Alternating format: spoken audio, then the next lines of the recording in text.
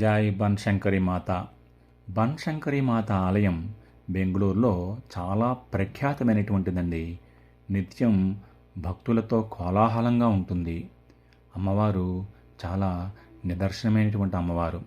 ఇది చూడండి, ముఖద్వారం దగ్గర ఉప్పుకి ఓ ప్రదేశం పెట్టారు, చూసారా? ఇక్కడ పిల్లలు దిష్టి పోవాలని చెప్పి అమ్మవారు దిష్టి గ్రహిస్తుందని ఉప్పుని పోస్తూ ఉంటారు. చూడండి, శరన్నవరాత్రులు కదా, ఎంత కోలాహలంగా ఉందో. అసలు 365 రోజులు కూడా నిత్యం భక్తులతో కోలాహలంగా ఉంటుంది ఈ ఆలయం. ఈ ఆలయంలో అణువణువున ఆధ్యాత్మికత పరిమళిస్తూనే ఉంటుంది. చూడండి, ఇక్కడ నిమ్మకాయల దీపాలు ప్రసిద్ధి. అందరూ కూడా నిమ్మకాయల్ని డొప్పలుగా చేసి అందులో ఒత్తులు పెట్టి అమ్మవారికి హారతిస్తారు.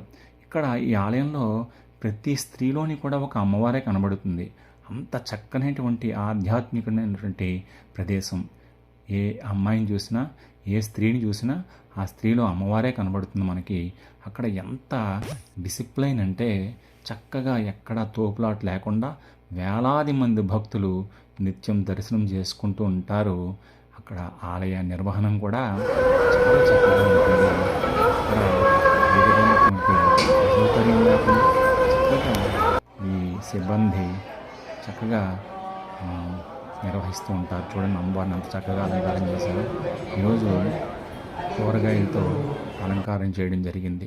అలాగే తులాభారం కూడా ఇచ్చుకుంటూ ఉంటారు భక్తులు. పిల్లలకు ఆ పిల్లల బరువుకు సరితోగా బెల్లాన్ని తూచి అమ్మవారికి సమర్పించుకుంటూ ఉంటారు.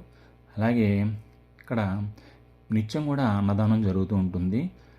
నిత్యం భక్తులు వస్తూనే ఉంటారు వేలాది సంఖ్యలో. మరి శరన్నవరాత్రి సందర్భంగా హోమం కూడా చేస్తున్నారు. బన్శంకరి అమ్మవారు నిజంగా బెంగళూరులో చాలా ప్రసిద్ధమైనటువంటి పుణ్యక్షేత్రం. బెంగళూరు వచ్చిన వారు తప్పకుండా అమ్మవారి దర్శనం చేసుకుని అమ్మవారి కృపను పొందవలసిందే. జై బన్శంకరి మాత. జై జై బన్శంకరి మాత.